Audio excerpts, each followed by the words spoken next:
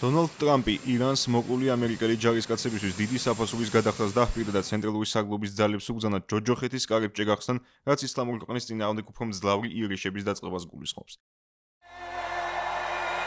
მანამდე შეერთებული შტატების პრეზიდენტმა, რომელიც დოვერის საჰაერო ბაზაზე ჩავიდა დაღუპულ სამხედროთა პატივის მისაგებად, საკუთრ პლატფორმა Truth Social-ზე დაწერა, რომ ყოველ ჯერზე, როდესაც თეჰრანი დაარტყამს ჰორმუზის უდაბნოში გამოვალ გემს, ვაშინგტონი დაბომბავს და გაანადგურებს ერთ ხიდს ან ელექტროსადგურს, მათ შორის ირანის დედაქალაქზე თუ მის სიახლოვეს.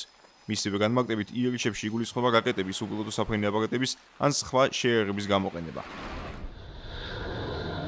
ეს ეხება იმ დაპირისპირებას, რომელიც ირანის ისლამურ რესპუბლიკასთან გვაქვს და სწორედ ასე ვუწოდებ ამას, რადგან გეტყვით, ისინი ძალიან ძლიერ დარტყმებს იღებენ, მათ შეთანხმების დადება სურთ, მაგრამ მე ვამბობ, რომ ჯერ ამისთვის მზად არ არიან.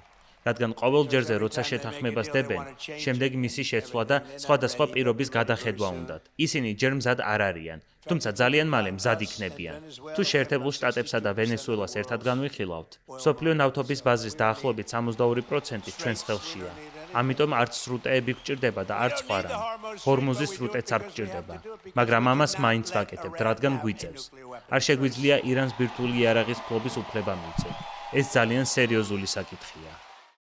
ურთიერთ იერიშების მორიგი ღამის ფარგლებში შეერთებული შტატების ცენტრალური საგლობის ძალებმა კვლავ დაარტყეს ირანის კრიტიკულად მნიშვნელოვან ინფრასტრუქტურას, რისი მიზანიც არის გრძელვადენის პერსპექტივაში თეჰრანის შესაძლებლობების შემცირება. იერიშები მიიტანონ რეგიონულ წყლებში მოძრაულ სამოქალაქო ხომალდებსა და კომერციულ გემებზე. ამავე დროს ირანული სახელმწიფო მედია აცხადებს, რომ ვაშინგტონმა შეუტია ქვეყნის აღმოსავლეთით მდებარე ქალაქებს, მათ შორის აჰვას, რამშირსა და ანდიმეშკს. მათივე მტკიცებით, ერაყის საზღვრის სიახლოვეს მდებარე ქალაქ შალამჩეში ამერიკული იერიშების შედეგად 2 ადამიანი დაიღუპა. ექსპერტების თქმით, არ არის გამორიცხული ვაშინგტონმა სამიზნეში ამოიღოს პიქაქსის მთა, რომლის ქვეშაც ირანი ურანის გამამდიდრებელ ობიექტს აშენებს. ამ წერტილიდან თითქმის 2 კილომეტრშია განთავსებული ნათანზის ბირთვული ობიექტი, რომელიც პირდაპირ გაგებით არაერთხელ მოექცა ამერიკა-ისრაელის სამხედრო ფოკუსში. მოვლენათა ამგვარი განვითარება ძირს უთხრის დიპლომატიურ პროცესსა და პოტენციურ სამშვიდობოში თანხმობას. ირანის საგარეო საქმეთა მინისტრის თქმით, თეჰრანი მიმართავს თვალის წილ თავდაცვის დოქტრინას, რომელიც ირანის და მისი ინფრასტრუქტურის წინააღმდეგ მიმართულ დარტყმებზე მძლავრი და გადამწყვეტი პასუხის გაცემას გულისხმობს. ისლამური ქვეყნის პარლამენტის სპიკერისა და მოლაპარაკებების პროცესში ჩართული ერთ-ერთი მაღალჩინოსნის სოციალურ ქსელში გამოქვეყნებული განცხადება კი საზოგადოებას ირანის სახელმწიფო მაუწყებლის დიქტორმა გააცნო. ირანის ისლამური საპარლამენტო ასამბლეის თავმჯდომარემ სოციალურ ქსელში გამოქვეყნებულ მიმართვაში დონალდ ტრამპს მიმართა სიტყვებით უსაფრთხოება ყველასათვის ან არავისთვის. მან განაცხადა, რომ ჰორმუზის სრუტის უსაფრთხოება მხოლოდ მაშინ იქნება უზრუნველყოფილი, როდესაც რეგიონში ამერიკული სამხედრო ძალები აღარ იქნებიან.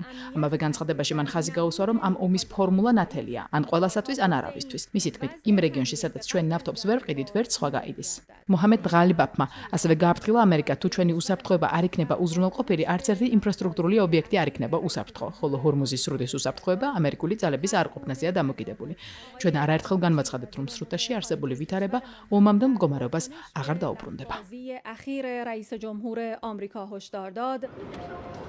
არაპოპულარული ომი, რომელიც უკვე 5 თვეა მნიშვნელოვან საფრთხეს უქმნის გლობალურ ეკონომიკას, ანალიტიკოსების თქმით, წესი და რიგით ყველაზე მეტად არ უნდა აწყობდეს დონალდ ტრამპს, რომელიც საბრძოლო მოქმედებების გამო ოპონენტთა მხრიდან არაერთხელ მოექცა კრიტიკის ქარცაცლში.